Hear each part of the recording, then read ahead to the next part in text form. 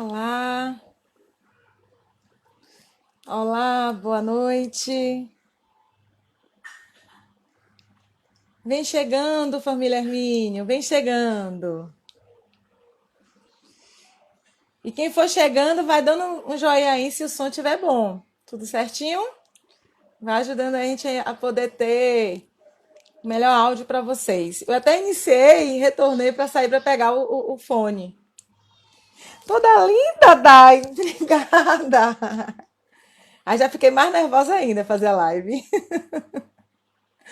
Ô, gente, que bom. Estamos aqui mais uma vez, né? Para mais uma live. Hoje da área de matemática e suas tecnologias. E eu tô vendo que vocês falaram aqui que o som tá bom, né? Tá legal. É bom saber, dando esse feedback. E o pessoal tá entrando, né? Então, vai entrando. Oi, Nai. Oi, Bianca Mercedes. Oi, Elias. Que bom que vocês estão aqui com a gente, né? Essa live de hoje à noite é a live sobre a área de matemática e suas tecnologias, mas que traz um tema, uma temática muito própria, inclusive de outras áreas. Porque vem falar de fake news. O professor Igor está entrando. Oi, professora Nayara. Oi, minha mãe. Minha mãe também está aqui acompanhando a live hoje. Dea Salles, Ingrid Barbosa, Jamires, Luciele. Todo mundo está entrando. Que bom. Vai chamando mais alguém. Dá tempo de você mandar mensagem para o colega que está aí do lado, no grupo. Ó. Começou, avisa aí nos grupos. Quem tiver no grupo das suas turmas, bota aí. Gente, vamos que a live começou. Dá tempo, eu espero um pouquinho aqui vocês. Dea Salles aqui dando, né? Boa noite. Ingrid Barbosa. Pessoal entrando, dando entrada. Pois é. Hoje temos um tema assim, como eu falei. A live é da área, né? De conhecimento de matemática e suas tecnologias. Envolve as disciplinas de matemática, física, química e biologia. Mas a temática de hoje é uma temática que envolve muito mais, que é a relação da ciência com a fake news. Então, hoje, eu, professora Nívia Eulália, coordenadora pedagógica do Colégio Estadual do Campo Hermínio Manuel de Jesus, estarei com vocês discutindo sobre ciências versus fake news. O que precisamos saber? Mais uma vez, a gente vai agradecendo a participação de todos vocês, agradecendo o apoio, né, de vocês, o suporte. Todo início de live, eu falo muito sobre a questão do uso dessa tecnologia, né? É uma experiência nova para todo mundo, uma experiência nova para a gente. E aí, nós estamos, né, escolhemos essa metodologia, uma das metodologias, para estar em contato com vocês. Para estar em contato. Boa noite, professora Nádia. Boa noite, Mari Santos. Então, boa noite. Tá entrando aí. Então, a gente utiliza essa metodologia da live também por entendermos que esses momentos, professor Pedro, né? Esses momentos de conversa aqui com convidados, com professores, eles ficam gravados. Eles ficam gravados e a gente usa o Instagram também como um repertório desse material. Então, o nosso aluno que, porventura, nesse momento, não pode estar acompanhando a live, não pode estar assistindo, ou por questões de horário, ou por questões de internet, coisa do tipo, eles podem acessar esses materiais, né? Depois e assistir a nossa live. E aí eu estava observando que nós temos live que tem mais de 200 visualizações. E justamente os alunos têm nos dado feedback nos grupos de WhatsApp, falando, ó, Pro, já assisti a live. Ó, Pro, ai, que bacana, que gostou, né? Gostou do que aprendeu no dia. Então, assim, é bacana saber que realmente essa metodologia pode alcançar um número bem maior, né? Para alcançar o objetivo que a gente tem. Hoje nós teremos um convidado especialíssimo, mais um, né? Na semana passada tivemos a psicóloga Thay. E hoje nós teremos um médico, ele que é irmão do nosso professor Igor, Ian Felipe, que vai estar com a gente também aqui, trazendo muito da experiência, já que ele está atuando no enfrentamento à Covid-19. Então, essa experiência que ele vai trazer, vinculado a tudo que a gente vem ouvindo, lendo nas redes sociais sobre fake news. Então, a gente vai discutir um pouquinho sobre isso. Tá joia? É importante a gente responder uma pergunta. O que é fake news, né? A gente tem escutado bastante falar sobre isso, né? Sobre fake news. O que é que o dicionário fala? O dicionário diz que fake news são notícias falsas, quaisquer notícias e informações falsas ou mentirosas que são compartilhadas como se fossem reais e verdadeiras. Olha o perigo. Elas são divulgadas em contextos virtuais, especialmente em redes sociais ou em aplicativos para compartilhamento de mensagens. A fake news, o termo, a palavra fake news, ela ainda não está, como é que eu posso falar, adicionada no nosso dicionário, né? No caso da forma formal, na língua culta. Mas é um termo já amplamente usado, né, no nosso dia a dia. E eu acredito que a gente já está entendendo, né, bem esse conceito. Eu falei o conceito que está no dicionário, mas eu acredito que poderia perguntar para qualquer um aqui dos participantes e também me diria, por exemplo, eu poderia perguntar para Samuel. Samuel com certeza me diria o que é fake news. Poderia perguntar para a Joyce Mota. Ela também me diria o que é um fake news. Então é um termo que a gente está sendo utilizado muito e a gente ouviu também falar muito de fake news agora, no período, nessa atual realidade que estamos vivendo da Covid-19. Então, é sobre isso que vamos falar, né, na live de hoje, na noite de hoje. E principalmente a fake news voltada para a ciência. E por isso nós temos hoje convidado aqui um médico, né? Então, eu vou convidando aqui,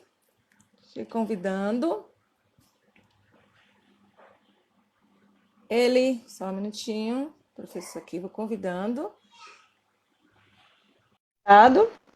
Doutor Ian Felipe, ele é formado em medicina pela Faculdade de Medicina da Bahia, da UFBA, tem especialização em residência de neurologia em andamento no hospital, na Santa Casa de Misericórdia da Bahia, né? No Hospital Santa Isabel. Então é com ele que nós iniciamos o nosso bate-papo de hoje. Bem-vindo, doutor Ian. Boa noite, tudo bem? Tá conseguindo me ver aí? Me ouvir tranquilo? Tá bem. Joia, né? Gente, vem cá. Além de você parecer com o Igor, a voz também é igual, né?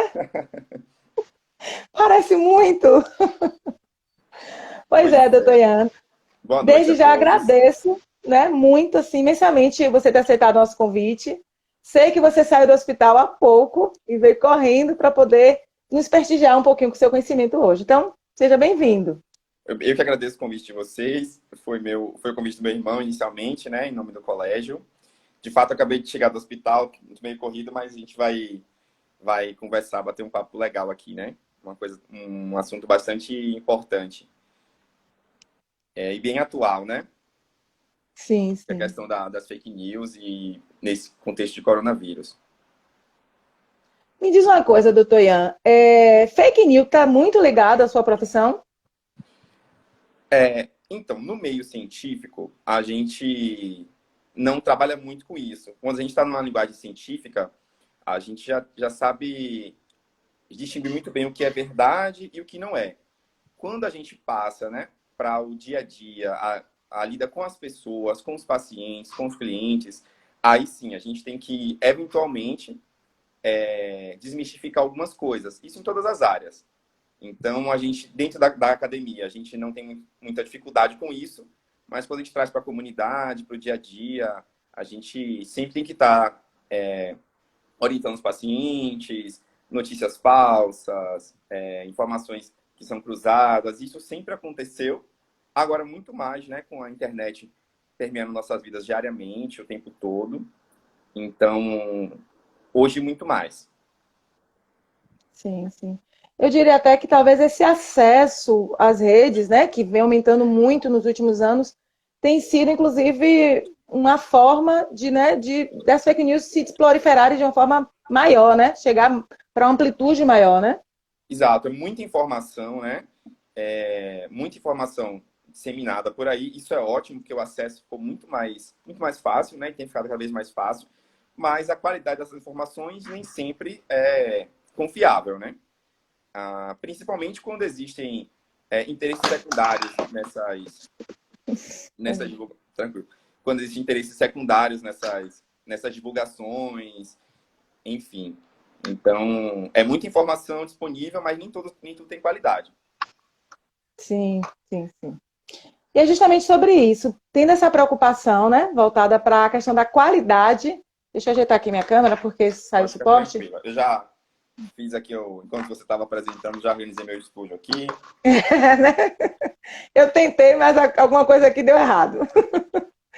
Pois é, enquanto, voltando, né, é justamente essa Uhum. preocupação, né, principalmente nessa atual realidade de Covid que estamos vivendo, que a gente trouxe essa discussão para querer manter esse diálogo com nossos alunos, né?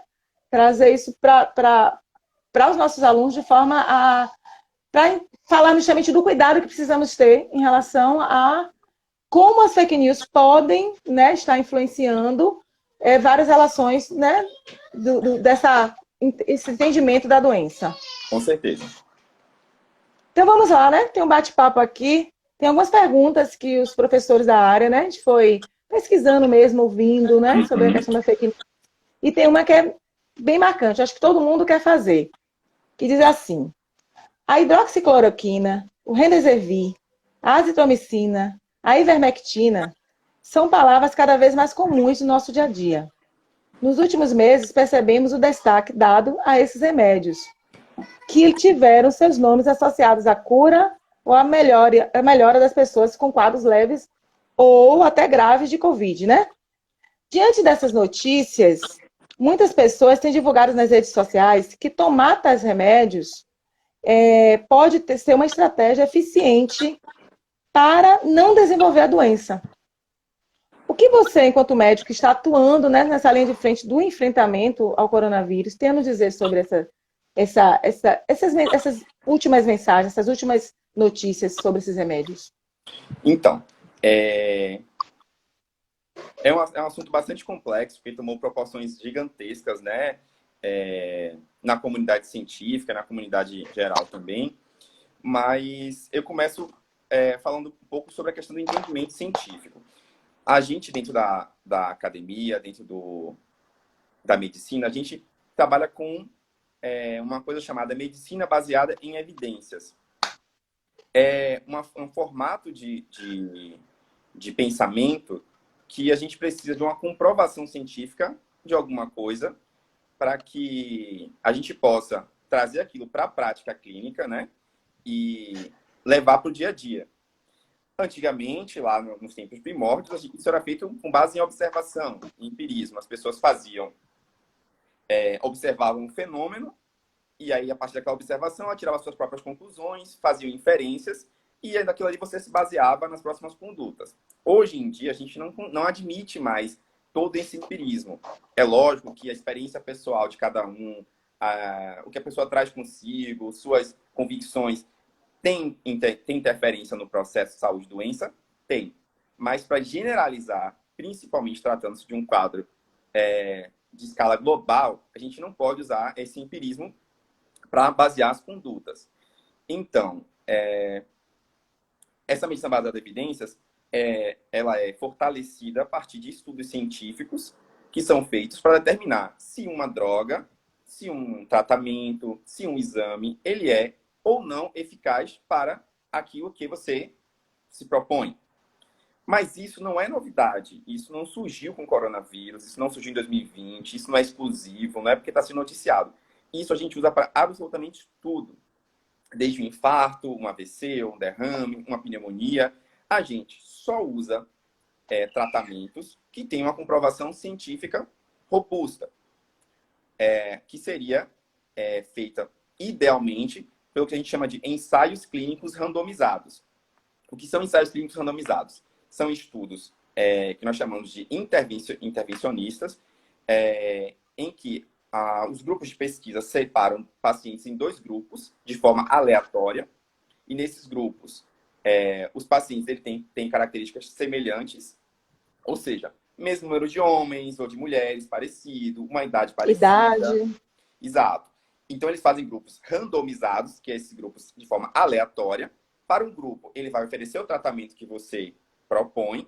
Para outro grupo, vai oferecer um tratamento placebo, que você vai dar uma medicação que não tem nenhum efeito biológico, mas os pacientes não sabem que se estão tomando a droga que você quer provar ou se está tomando o placebo.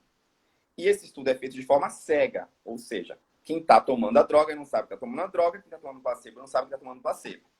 Esses pacientes são acompanhados durante um período de tempo já pré-determinado e no final, para garantir que aquela droga funciona, você tem que provar que o grupo que usou ela se deu melhor do que o grupo que usou o placebo.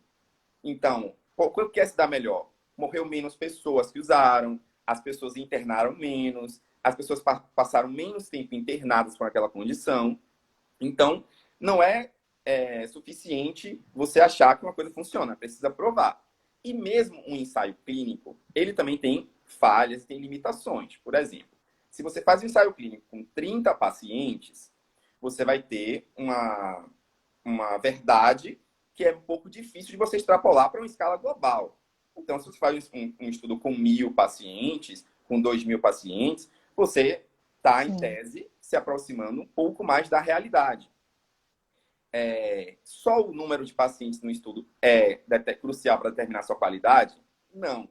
Se você faz um estudo apenas com pacientes chineses, será que dá para você extrapolar aquela verdade que você encontrou ali para todo o mundo, onde tem pessoas que são brancas, negras, indígenas, pessoas europeias, asiáticas?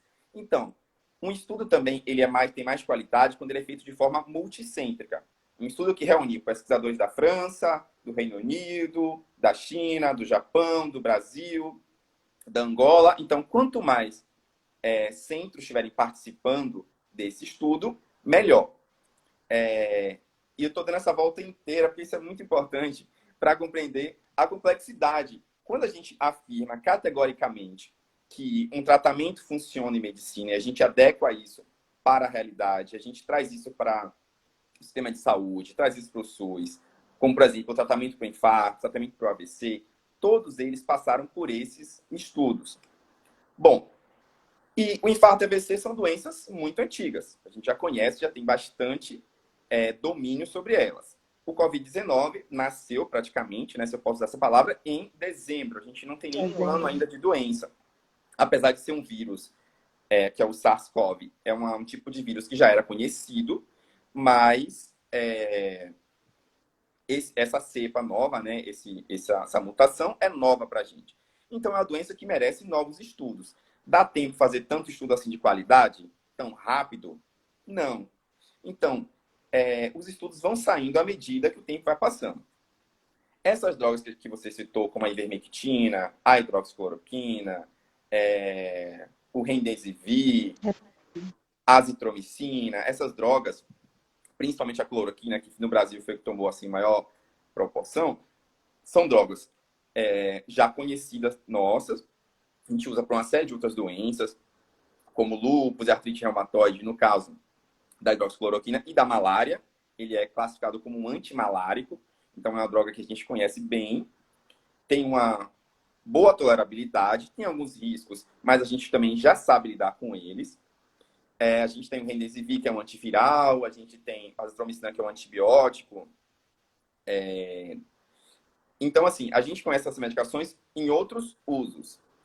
Então, no caso, por exemplo, da ivermectina, que é um antiparasitário, remédio para parasitas do gastrointestinal, né? Todo mundo já tomou para verme, né? Vamos falar assim para ser mais claro. Sim. Remédio de verme. Todo mundo já tomou alguma vez na vida e nunca teve problema nenhum. Por que essa ivermectina surgiu assim como um potencial remédio para o coronavírus? Surgiu do nada? Não. Também não foi assim raciocínio nenhum. In vitro, ou seja, no laboratório, foi comprovado que a ivermectina consegue diminuir a replicação viral, ou seja, a multiplicação dos vírus dentro de um contexto de laboratório. Em doses bastante altas, ela consegue ter esse efeito de inibir a replicação viral. Então, extrapolou-se essa verdade científica do laboratório, que é in vitro, para uma realidade in vivo, que seria o uso cotidiano. Mas, de uma coisa para outra, tem uma distância gigantesca. Você provar que uma coisa funciona in vitro é uma coisa, in vivo é outra. O ser humano ele tem vários sistemas, ele funciona com várias situações diferentes, ele tem doenças, ele tem uma idade específica. Então, não dá para extrapolar 100% o que você encontrou in vitro para o que você vai ver em vivo. Então, alguns estudos foram feitos, desenhados, para avaliar essa relação de causalidade. Será que quem usa a ivermectina se dá melhor do que quem não usa ivermectina? O mesmo vale para a cloroquina. Será que quem usa cloroquina vai se dar melhor do que quem não usa cloroquina? E por aí vai. Mas, ao contrário do que tem se falado muito nas redes sociais, principalmente no WhatsApp, também no Instagram e Companhia Limitada, até hoje a gente não tem um tratamento comprovadamente eficaz para os pacientes com coronavírus. Em primeiro lugar, como é uma virose, né? É uma virose, em tese, como qualquer outra, muito mais grave, que tem uma mortalidade muito maior, mas é uma virose. Então, a virose, ela tem um curso que dura em torno de 14 dias, na maioria dos pacientes. Então, cura é uma palavra que a gente não trabalha em medicina para o coronavírus. Apenas uma droga, hoje, no mundo, está comprovada que existe benefício para o coronavírus. E essa droga chama-se dexametasona, que é um corticoide, é um remédio que a gente usa também há bastante tempo, para várias condições, infecção respiratória, para dor de cabeça, para tumor cerebral, e que um estudo foi feito com a dexametasona e foi mostrado que ela beneficiou os pacientes que usaram, em detrimento dos que não usaram. Então, vou sair aqui agora, vou na farmácia comprar dexametasona? Não.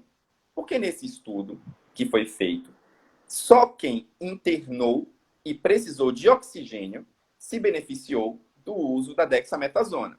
Ou seja, o fato de uma medicação ser comprovadamente eficaz contra o coronavírus, que é a única droga que tem essa comprovação, não quer dizer que isso se aplica a todo e qualquer tipo de paciente. Não.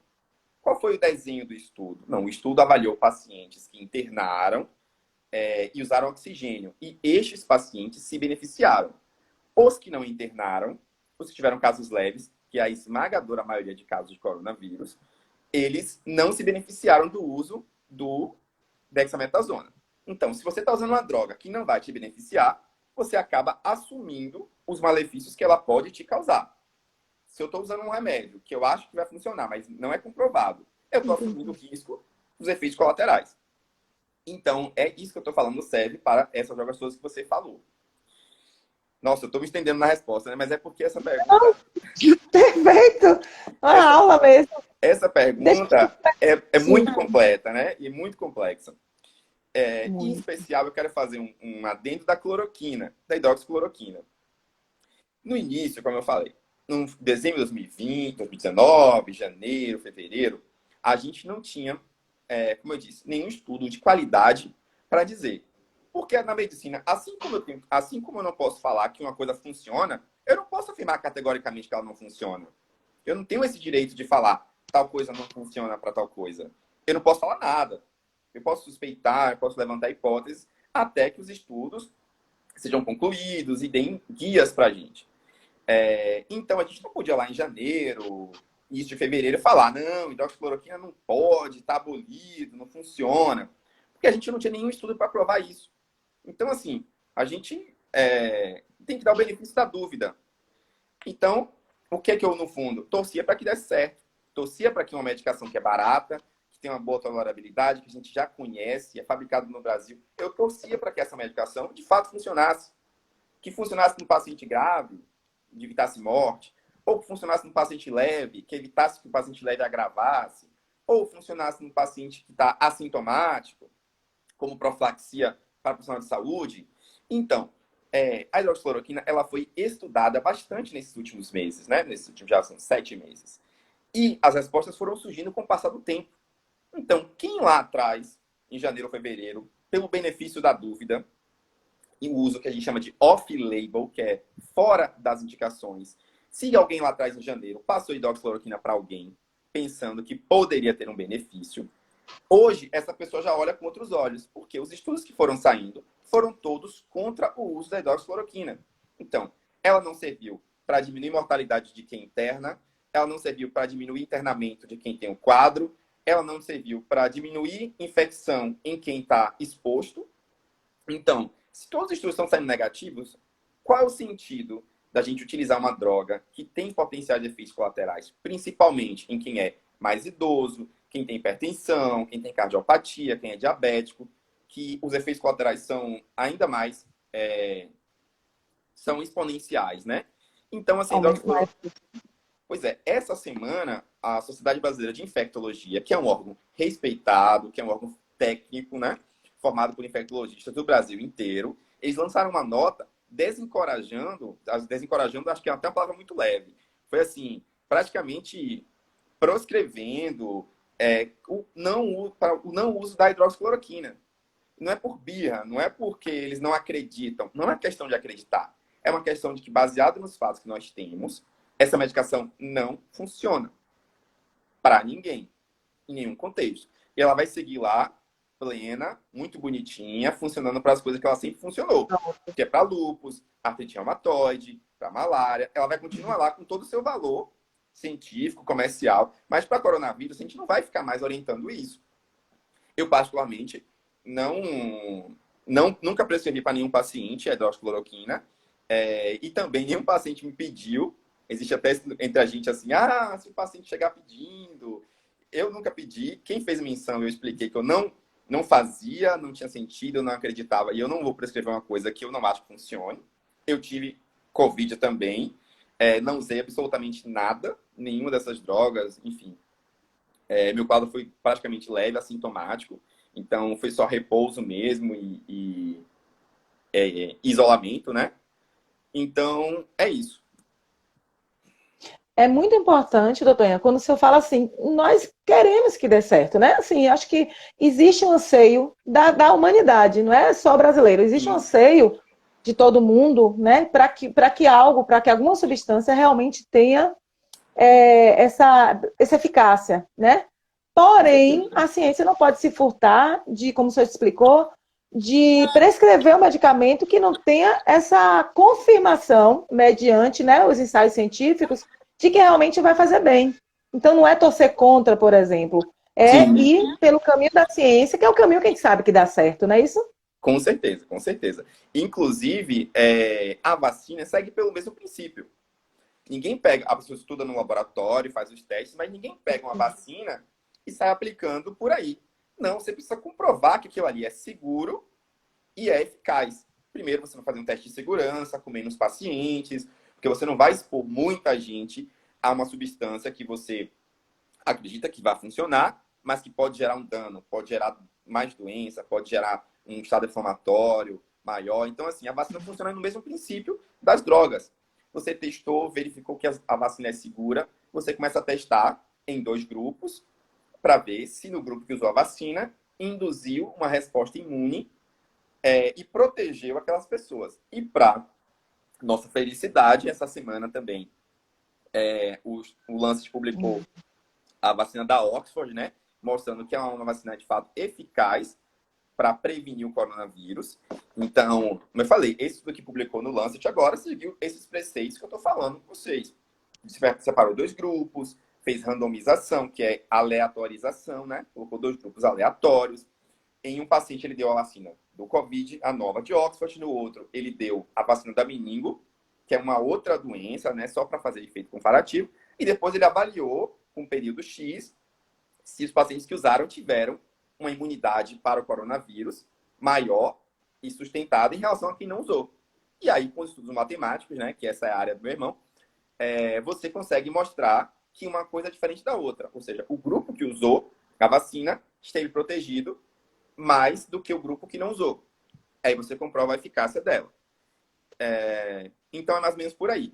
Uma coisa que pode confundir, eu tenho que só fazer esse adendo para vocês. Por exemplo, a azitromicina foi testada no estudo aí francês com apenas 36 pacientes e mostrou que melhorava.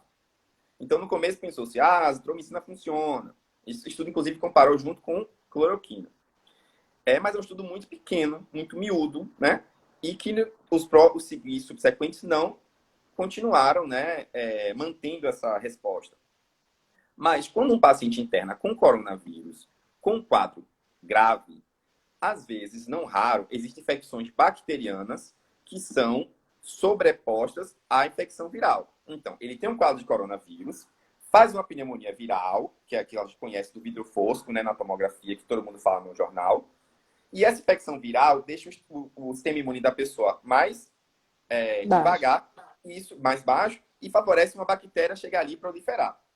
Quando o paciente chega grave para a gente não tem como dizer assim, só no olho, se é um vírus, se é uma bactéria, ou se tem a bactéria no meio. Então, às vezes, a gente entra com a azitromicina para tratar uma possível bactéria que esteja ali associada, e não para tratar o corona. Então, assim, meu pai, meu avô internou e usou azitromicina. Provavelmente o médico lá suspeitou de uma infecção por bactéria associada.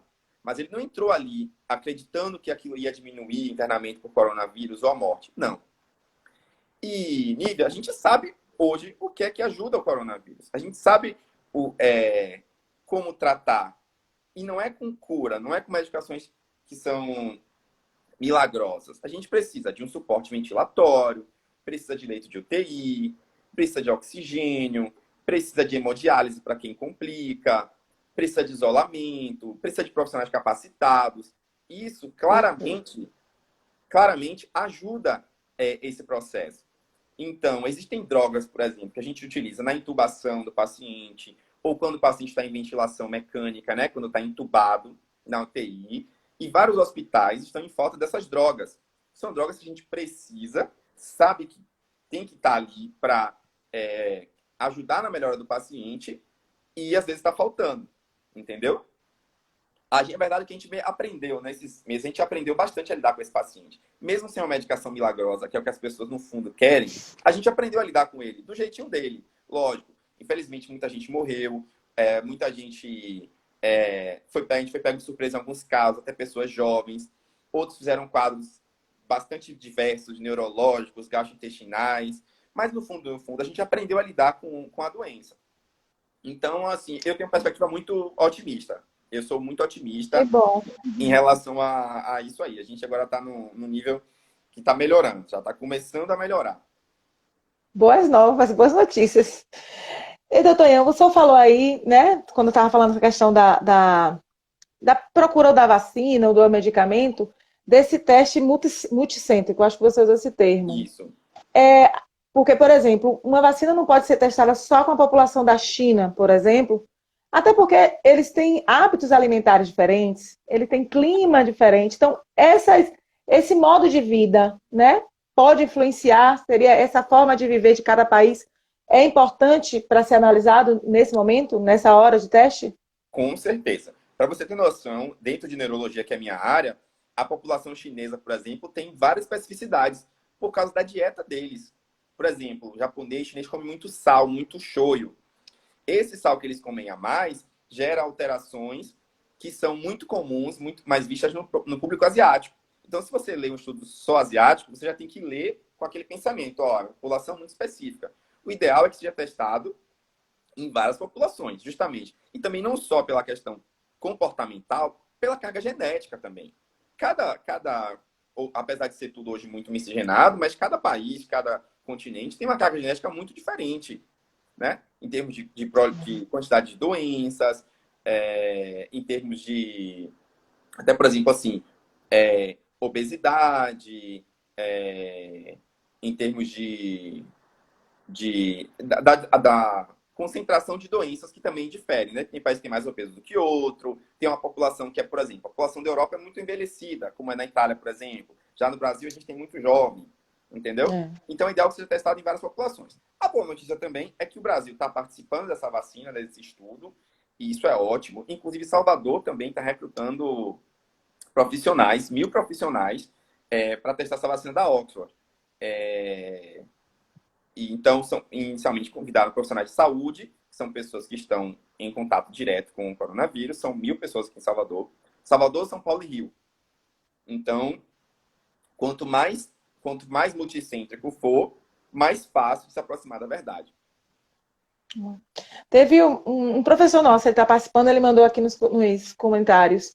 Ele falou, então, pode ser que um desses medicamentos, ele citou a ivermectina, pode funcionar na África, por exemplo, e aqui não? Olha, eu acho muito difícil. Acho muito difícil uma medicação funcionar, a diferença ser tão evidente, tão gritante, a ponto de funcionar com um ser humano e não funcionar com o outro. Entendeu? Eu acho isso aí muito. Seria extrapolar demais esse raciocínio. Não acho que. Não existe, por exemplo. Tanto os tratamentos, inclusive, eles, para tudo, eles são similares. Você trata um AVC no Japão como trata um AVC no Brasil. Ou deveria. Você trata o infarto nos Estados Unidos como trata no Reino Unido, como trata na Austrália, da mesma forma. Porque nós somos seres humanos iguais.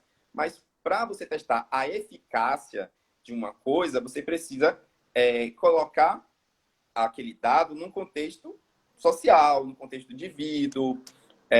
Por exemplo, você passa uma medicação que no teste, no ensaio clínico, funciona. Você está ali, o paciente toma todos os dias, ele está sendo observado, está sendo comparado, mas na vida real, o paciente esquece de tomar o remédio, toma um dia sim, dia não. Enfim, todos esses fatores dentro de medicina interessam. Mas, quanto à resposta aí, não. Se ivermectina funcionar aqui no Brasil, funcionaria lá na África. Joia, foi muita coisa para a gente aprender. Tem uma coisa sobre questão de estudos, assim, só para aproximar um pouco mais vocês da questão desses estudos clínicos, o que é que a gente tenta fazer com isso? Eu me coloco aí como um pesquisador mirim, né? Mas assim, as pessoas, o que a gente tenta fazer? A gente tenta entender como a natureza funciona.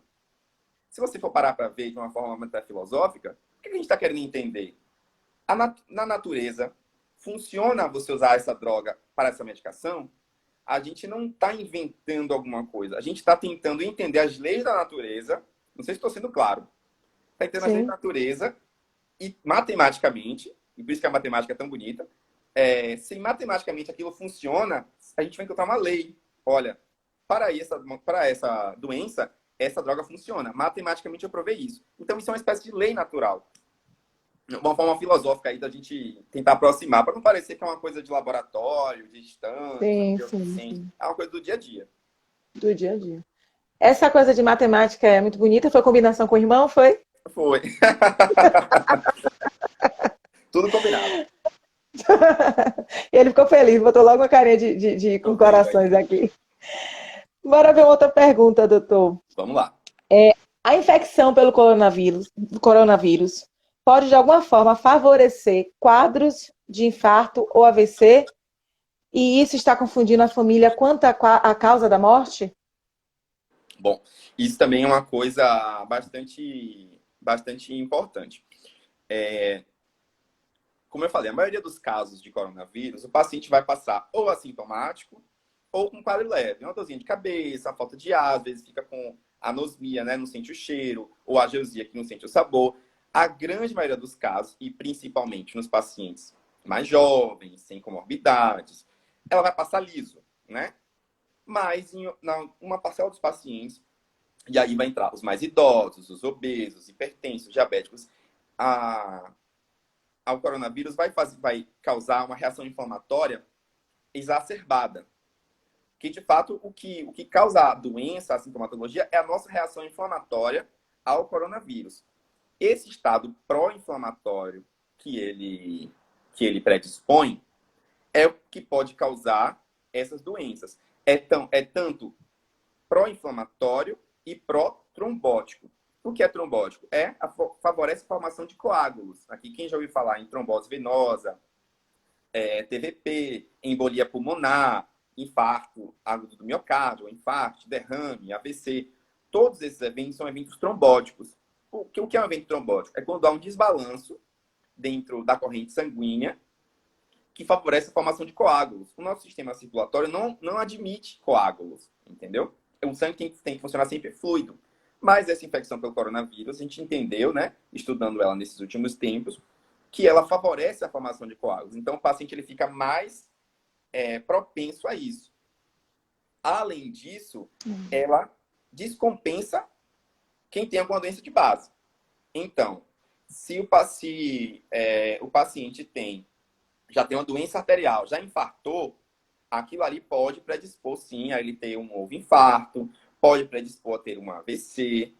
Então, assim, não é o mais comum, Ian? Não. Não é todo mundo que chega, por exemplo, com um AVC que eu vou pensar em coronavírus. Mas, às vezes, inclusive, a gente tem visto isso na prática mesmo, pacientes que internam com um AVC, e aí quando você vai lá ver o tórax, tem lá coronavírus. Entendi. Inclusive, a professora Favorece, perguntou. não em todo mundo, acho que travou-se. Trava um pouquinho aí. Ela favorece, sim, esses eventos trombóticos. Então, pode aumentar a TTP, que é a embolia, que é a trombose na perna, pode aumentar a embolia pulmonar, pode aumentar infarto, pode aumentar AVC. Em relação à questão da confusão com as famílias, eita, tá travando a minha... Não, agora voltou. Foi porque os comentários chegaram. Quando travar, você pode falar que eu espero. Falo. Pronto. O que pode estar confundindo é o seguinte. Quando um paciente chega, digamos, com muita falta de ar na emergência, naquele primeiro momento ali, você não tem como afastar que não seja coronavírus. Se um paciente está com falta de ar, com sintoma respiratório, ou com febre, com tosse, você não tem como afastar 100% que ele tem coronavírus. A gente vai deixar ele num local isolado e vai coletar o suave, né, que é o cotonetezinho, no nariz para testar. Só que esse resultado não é automático. Demora 3, 4 dias, às vezes até mais para sair. No mínimo 2. Então, assim, até você ter aquela confirmação, você precisa que ele fique isolado, porque ele tem sintomas respiratórios. Esses sintomas respiratórios podem ter provocado uma piora pulmonar, uma piora cardíaca, ou podem não ter relação com o Covid. Resumindo, a pessoa pode ter Covid e isso favoreceu ela ter infartado, ou a pessoa pode ter apenas infartado sem Covid. Mas dá para separar isso muito tranquilamente na emergência? Não dá. Em alguns casos a gente, de fato, fica assim, com dúvida, e na dúvida a gente não pode submeter outras pessoas que não têm suspeita junto de um paciente que é suspeito. Qual é a nossa tendência? Isolar esse paciente, coletar o PCR, né, que é o SWAB, até ter esse resultado. Uma vez tendo um resultado negativo, esse paciente sai dessa rota e volta para o paciente da rota não COVID. Se for positivo, ele permanece. E se o paciente morrer antes de sair esse resultado? Se o paciente morrer, a gente vai ter que colocar no atestado de óbito que ele tinha uma suspeita de coronavírus. É diferente de dizer que morreu por coronavírus. Você vai acrescentar na declaração de óbito que ele tinha uma suspeita por coronavírus, mas ele teve um infarto e aí teve uma parada cardíaca. Entendeu? Então, aí, quando esse resultado sair, se for positivo, ele vai entrar para as estatísticas do coronavírus. Se ele for negativo, ele não vai entrar para a estatística como um paciente que morreu de coronavírus. Em tese, assim que deve funcionar. Então, talvez confunda as pessoas um pouco isso aí. E o senhor explicou muito bem. Eu acho que, inclusive, o senhor trouxe uma explicação voltada para como é o dia a dia de quem está lá no hospital, né? Hoje em dia, a gente escuta também, já que estamos falando também de fake news, não só essas notícias falsas vinculadas à questão da medicação, né? Mas vinculadas também a outros fatores, né, da questão da doença. E uma delas é que, por exemplo, essa conversa de que morreu de Covid, não morreu, hoje as pessoas ficam muito, né, nessa preocupação de saber. Então, essa forma, eu acredito que é um protocolo, né, na área de saúde, né, que segue determinados cuidados, sim, inclusive para confirmar sim ou não a testagem do Covid, né, daquele paciente. O senhor esclareceu muito bem. Nos abre o leque mesmo para entender como é esse dia a dia, essa rotina para quem está lá, né, na linha de frente, né, nos hospitais. Sim. Isso não é tão simples. Às vezes os pacientes têm dificuldade em entender, ficam resistentes. Diariamente a gente tem alguns problemas com isso. Mas a gente tem que seguir sempre o que é mais seguro, tanto para ele quanto para os outros, né? Para a equipe, não pode expor todo Sim, mundo. sim. Teve uma pergunta de uma pró aqui, ela teve trombose, né? Uhum. Professora Evelyn. Aí ela pergunta assim, já que o senhor tocou nesse assunto. Então, quem já teve trombose corre mais riscos? Olha, aí vai depender muito. Porque, assim, se a pessoa teve trombose, existem várias causas de trombose. Aí teria que ver se houve uma investigação adicional para saber qual foi a causa da trombose e se essa trombose foi causada por uma doença específica, uma doença do sangue, que por si só favorece o estado protrombótico junto com o coronavírus, sim. Mas se foi uma trombose isolada, dentro de um contexto X, sem nenhuma doença de base, alguma outra coisa, em tese, não. Então, assim, nesse caso, a resposta seria: cada caso é um caso. Precisa ver primeiro Sim. qual foi a causa da trombose dela. Entendeu? Para saber se é um paciente que tem mais risco ou não. Outra pergunta aqui de uma aluna. Quem tem rinite alérgica corre mais risco de pegar o Covid-19? Tem mais facilidade de pegar? Olha, não existe nenhum estudo sobre isso, mas assim, a questão do paciente que tem rinite é duas coisas. Primeiro, vai confundir sempre, porque quem tem rinite está sempre com o nariz entupido, está sempre tossindo, às vezes dói a garganta, está sempre espirrando. Então, é fácil separar? Não. Quem tem rinite sabe que geralmente ela vem sem sintomas sistêmicos. O que é isso? A gente não tem febre, eu tenho rinite também. A gente não tem febre, a gente não tem dor no corpo, a gente sabe que é o nariz escorrendo, é a coriza, é a dor de garganta, a tosse principalmente noturna. Então, pode confundir bastante. Então, pode ser que o paciente com rinite tenha até o Covid e ele acha que está tendo só a crise que sempre tem. Pode. Mas se vier com febre, com dor no corpo, dor nas articulações, moleza, isso não é comum. Pode ser coronavírus. E o paciente com rinite tem muito costume de, coçar o nariz, coçar os olhos, e tem secreção. Então, assim, essa prática de ficar coçando o nariz, coçando o olho toda hora, com a mão que pegou aqui, pegou ali, pegou na maçaneta, de fato pode aumentar, mas eu não tenho como falar isso, afirmar categoricamente que tem mais risco. É impossível dizer isso. Seria um risco como Entendi. qualquer outro. A gente tem uma outra pergunta aqui, entendi. É verdade que a pessoa que está em isolamento domiciliar, por estar contaminada, acaba respirando uma maior carga viral? Bom, vamos lá. A pessoa já está contaminada e já está isolada. Não é isso a pergunta. Se ela estaria em constante, tipo, Respirando, né? Digamos, a própria questão do vírus que está, né, que tá no organismo. não tem muita influência nisso, não. O que tem influência assim, a quantidade de carga viral que ela foi exposta. Assim, como é que ela se contaminou? Foi com um espirro de alguém no ônibus? Tocou na maçaneta e tinha alguma coisinha ali? Beijou alguém com coronavírus? Chegou perto? Enfim, o que importa é o quanto, como foi esse grau de exposição. E principalmente os profissionais de saúde, que a gente está ali no dia a dia em contato direto com secreção, com aspiração, com intubação de paciente, a gente está muito mais exposto a uma carga viral maior. Mas mais importante do que isso é como o seu corpo vai reagir a essa carga viral. Alguns pacientes vão que é a primeira fase da defesa, que é a imunidade inata, vai controlar tudo, que foi o meu caso, e outros vão gerar uma atividade inflamatória muito maior, vão criar anticorpos. Mas assim, o fato de estar em casa não altera, a pessoa não vai ficar ali se recontaminando, não. Sim. Não vai acontecer isso. O vírus ele tem um ciclo de vida. Ele tem um ciclo que ele vai funcionar e vai replicar, vai chegar no seu pico e depois ele vai embora sozinho. Com ou sem ivermectina, com ou sem azitromicina, só sintomáticos. Esses ciclos são os 14 dias que o senhor citou. Em geral, 14 dias é o tempo suficiente para a doença, né? Em termos de contaminação, da fase sintomática até a pessoa parar de... Sim. Teve um prazer Sarnuf. Prazeres. Eu ia ler aqui a Pronto. pergunta dele. Que eu vi ele lá em cima. A pergunta Sim. diz assim: como atenuar infecções de forma preventiva? É necessário ou basta cuidar do sistema imunológico? Ótima Pronto. pergunta. Ele já Nosso falou, professor. já falou respondendo. O importante é você estar preparado para receber uma infecção por coronavírus, vamos dizer assim, enquanto não tem vacina. A forma preventiva ideal é a vacinação, que vai chegar aí nos próximos meses, né? Mas, como é que se... Não tem medicação para se prevenir, não tem nenhuma medida caseira, nada disso para prevenir. O que é importante? É o seu corpo estar preparado para receber.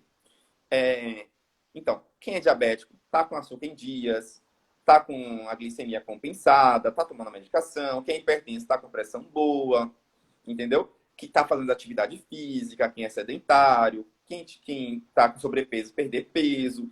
Tudo isso ajuda o sistema imunológico a combater melhor uma infecção. Isso vai servir para coronavírus, vai servir para influenza, vai servir para adenovírus, para infecção bacteriana, infecção de urina. Então, o mais importante é ter hábitos saudáveis, que isso vai deixar seu sistema imune mais preparado para combater ele. Mas, preventivamente, nenhuma medicação hoje tem evidência científica. Apenas a vacina, né? Sim. Estamos Tá esperando, né? Outra pergunta que nós temos aqui. O uso de máscara dificulta as pessoas de respirarem, baixando a oxigenação? Precisa ser utilizado durante os exercícios físicos? A primeira pergunta, assim, não diminui a oxigenação, mas causa um certo desconforto. Todo mundo usa hoje em dia, então assim, eu tô falando que todo mundo já sabe aqui. A gente causa desconforto, sobe a escada, dá aquele desconforto maior, você tem que fica um pouquinho até dispneico, mas no fundo não altera a oximetria da pessoa. Eu falei, pode gerar um certo desconforto, mas não muda a oferta de oxigênio. A oferta de oxigênio que a gente tem no ar é a mesma para todo mundo, 21%, né? A fração inspirada de oxigênio no ambiente normal. Quanto à segunda pergunta, isso é muito controverso, assim, eu não vou ter resposta 100% para dar. Tem pessoas que acham, né, grupos que acham que ideal é fazer atividade física sem a máscara, mas respeitando distanciamento, lugares abertos. E tem outros grupos que acham que tem que ser com máscara mesmo. Qual a grande questão da máscara na atividade física? Primeiro, porque essa sensação de falta de ar com a máscara é potencializada. Tá fazendo exercício físico com aquilo ali, você vai sentir já, por si só, já com mais falta de ar. Exercício físico, você vai correr, andar, caminhar, mexer, aí ela vai ficar mexendo de lugar. Toda hora tá colocando a mão para consertar. O suor, a umidade, ela acaba diminuindo o efeito da máscara, que seria um efeito protetor, um efeito de barreira. A umidade, ela acaba meio que invalidando isso. Então, assim, você está suado, está correndo, a máscara está escorregando, está molhada, você está com falta de ar. É extremamente desconfortável, né? Mas, então, assim, isso aí também não tem como bater o martelo. Tem gente que fala que é melhor com, tem gente que acha que é melhor sem. O ideal é que seja em lugares abertos, que seja com distanciamento, evitar esportes de contato, né? Coisas que tenham muito contato físico. Então, acho que iria mais por esse caminho. Se conseguir fazer de máscara, ótimo. Eu tenho um bebê de 1 ano, né? E assim, hoje a Sociedade Brasileira de Pediatria tem falado, né, que as crianças até 2 anos é ideal não usarem a máscara, pela questão mesmo deles não poderem ter a consciência, né, de se caso tem uma baixa respiração, poder tirar a máscara, etc. Fora os bebês, no caso até 2 anos, tem algum outro grupo que seja também proibido o uso de máscara? Ou a partir daí todo mundo deve usar? Não, todo mundo pode usar. Todo mundo pode usar. Ideal que todo mundo use mesmo. Não tem nenhuma restrição, não. Até nos pacientes internados, máscara para todo mundo no hospital. Para reduzir a transmissão. Tem uma pergunta aqui muito interessante que vem muito voltando sobre essa questão de fake news. A explicação do senhor tem deixado claro para a gente, justamente a partir do lado da verdade, né, e dessa experiência de quem está na frente do combate, né, ao coronavírus, então tem trazido verdades que vai derrubando, por outro lado, as fake news. A gente às vezes não fala assim, isso é fake, isso é... Não, mas os seus conhecimentos nos ajudam. Aí, assim, daqui a pouco a gente vai encerrar, né, o tempo dessa live. Então, eu queria interromper agora e reiniciar. Pode ser? A gente tem mais aqui mais 2 perguntinhas. Mais 2 ou 3 perguntinhas para encerrar, porque já são 19h57. Pronto. E a gente está em mais 2 minutos, para não interromper no meio da sua fala. Tá certo? Como é que eu não entendi? Eu vou. É porque assim, a live do Instagram só é durante 1 hora. Ah, Aí ele entendi. cai. Aí, Ah, para não interromper sua fala no meio, entendi. eu vou interromper e vou reiniciar a live. Pronto, O pronto. pessoal Eu então sou novo por aqui, por isso que eu não entendi. também. Então, estamos aprendendo juntos. Tudo jóia. Então, gente, fica aí, viu? A gente volta agora mesmo. Continua aí, a gente vai encerrar essa live e começa com a parte 2, com esse tema tão intrigante, né? Que é a ciência versus fake news. Tendo aqui conosco hoje o doutor Ian Felipe, esclarecendo para a gente muita coisa. Fica aí. Vou encerrar aqui. Espera aí. A gente volta já já, hein?